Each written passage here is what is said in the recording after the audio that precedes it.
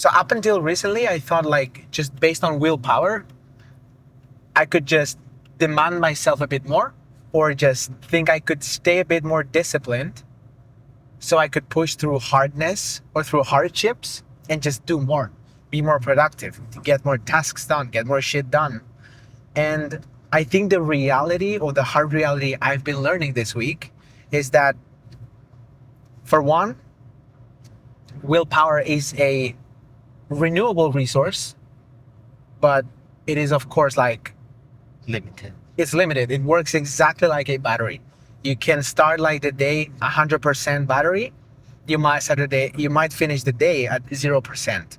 However, same as a battery, if you don't charge it up, you might not start the new day at 100%. You might start the new day at 40%, which is not good because you're still expecting yourself to operate at 100% level. So that's no good. Um, and then second thing I learned is, you know, it's not like I can still demand more of it. I just, I cannot stay like more disciplined, or willpower will not work from me just telling myself, do it.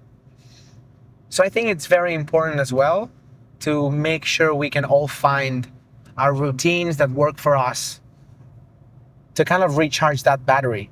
And specifically, and this is a very nice concept the book talks about, willpower and this kind of productivity peak works a lot in timing, in a specific timing. So you know what time of day it's the best for you. And what I've been learning is I've always thought I was a night owl. I always thought creatively or my brain would work better at night or late at night in the evening. Mm-hmm. But I've been learning that the more I get my shit together, the earlier I wake up, the earlier I do exercise, and the better I can start like getting my whole cycle locked in and dialed in, it's the better I can operate. And then also based on the willpower, the longer periods of time I'm just being awake and I'm using my brain and I'm using power of my brain, the less battery I'll have left as per willpower. So what it's working really insanely well for me is to focus on the most brain demanding tasks very early on in the morning. And what I want to try to maximize is getting, those big things in the morning early. And what I want to minimize is doing lots of different tiny things and multitasking. So I want to focus on doing less, but doing it deeper. And I think all those elements are interrelated. So multitasking, doing less of multitasking, focusing on the one thing, getting and using willpower at my biggest advantage when the timing is best and when I have the highest battery. And that's pretty much it, honestly. Mm-hmm. What do you think about that? Yeah, for me it happens the same. For me, 100% willpower it's in the morning when I feel I'm starting the day. It's when I feel more energized to complete tasks and finish the big things that I have to do. And the morning is the moment because I usually rest well. So during the morning, the first 3 hours, but until maybe after breakfast a bit, but after breakfast it changes. It's not as active, but the first hours is just crazy. And especially I think it's when I wake up very early and work those like from 7 until 9 a.m. Those moments for me are just pure efficacy and efficiency and my full power. Like my brain I feel it's just giving me fuel and thrust to push through those things, and it's just amazing. So Yeah. at the end of the day, I also get more tired. It's not the same. So yeah, I agree that willpower is also limited. That you can recharge it, and also I think there are tasks and things that you might do that recharge you, and it doesn't necessarily drain you. Even we were speaking with friends, and they told us that sometimes even work helps me charge this battery. Yeah. Of course, having always running and in your mind is not healthy, because you have to alienate yourself from the thing, because then new ideas, you have to get bored, especially in the creative in the creative industry. Yeah. You need ideas, and when you get bored is when those things happen.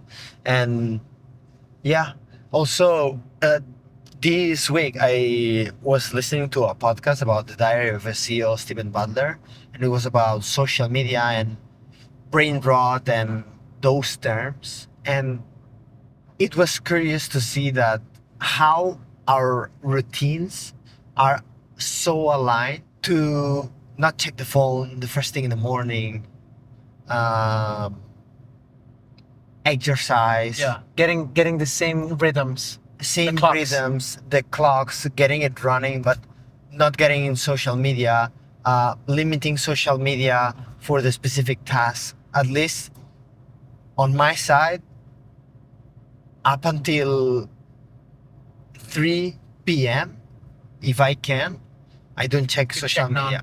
I'm trying my best and very hard, because after listening to the podcast, you realize how the algorithm just tries to engage you, and every time the attention span is much shorter. And I'm just so happy that and grateful that in the morning I can focus on one thing for a long period of time. And I was realizing how cool is the routine that we've built and that we've been going through, Yeah. that just pushes those nice things that get out of these immediate rewards that just trick and damage your brain unconsciously, and that get you into a negative loop, or a loop that might not be reinforcing for the things that you're trying to do.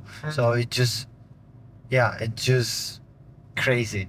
And also it made me think about, well, they spoke about it, and also this willpower, Yeah. and how AI also might influence the responses that gives to you, because it tells you exactly what you want to hear. Yeah. And I love having agents and projects that you tell them to be objective. Of course, I don't know until what point they are objective. Of course. Because they try to make you give that, but just being aware of that, it makes you take everything with a pinch of salt and be more careful with those things. And I think it just enables us to be, this awareness. It's also a nice currency or skill to have, because I believe, unluckily and unfortunately, so many people is getting numb, Yeah. myself included. We're all getting numb. Yeah. So it just feels great to sometimes see that I might have the acknowledgement of something that I'm doing, and realizing that. And I don't know. What are the three top things you would tell yourself 6 months ago to either completely get rid of, or to add and start doing and change to avoid getting numb? Top three things. Top three things. One would be stop social media.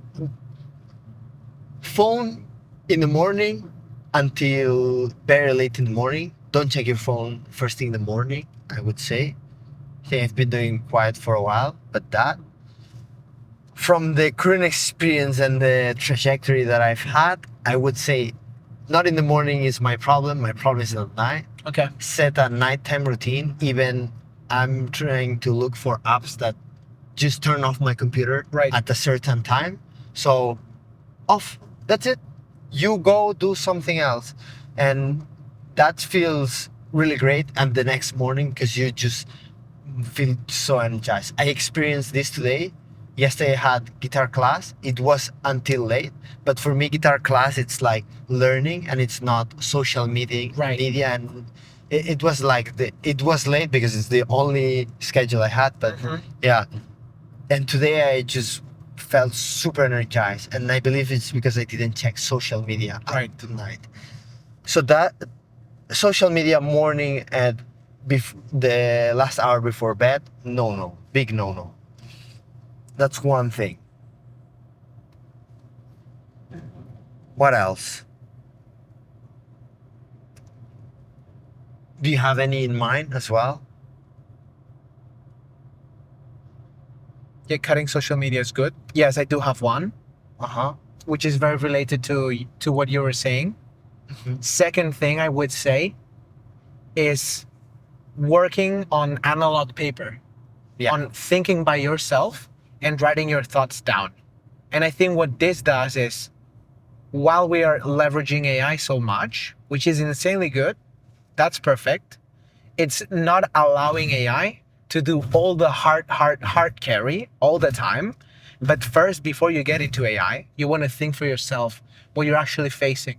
If you're thinking about figuring out the structure of a project, maybe you want to first like draft some notes down, or you want to speak to yourself, you want to, record a voice memo. But I think the actual matter of writing, pen and paper, pencil, and writing those thoughts down, you start triggering some processes in your brain that, I think there's a lot of it is backed up scientifically. I would not know how to explain or what to explain those terms in, but I know it's just like so good for the brain to actually process that information so many times.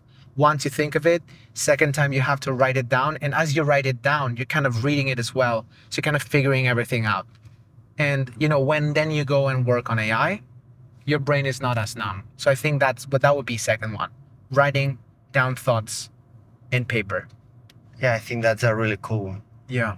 And I will say that maybe the third one could be focus on human connection, don't multitask. And for example, when you're connecting, focus on connecting, trying to understand the people, listening, asking the right questions. And linked to that is learn about communication skills and improve your communications, because you're gonna connect, and the impact that has in today's world, well, when everybody is just thriving and asking for connection, it's going to be a huge skill. So I would say that. Yeah.